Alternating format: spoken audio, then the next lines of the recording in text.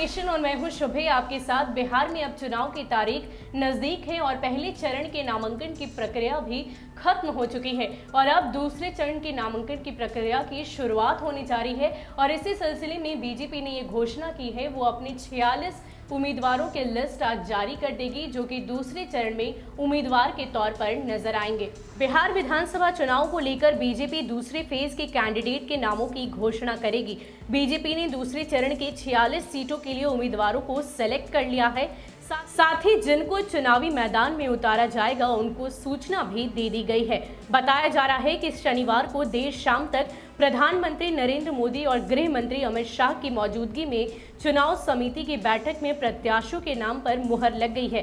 इस बैठक में प्रधानमंत्री और गृह मंत्री के अलावा राष्ट्रीय अध्यक्ष जेपी नड्डा, उपाध्यक्ष राधा मोहन सिंह, रक्षा मंत्री राजनाथ सिंह, बिहार भाजपा प्रभारी भूपेंद्र यादव।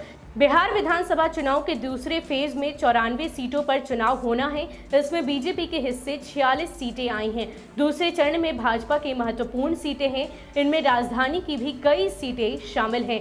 माना जा रहा है कि आज पटना में बीजेपी के राष्ट्रीय अध्यक्ष की मौजूदगी में सूची जारी कर दी जाएगी।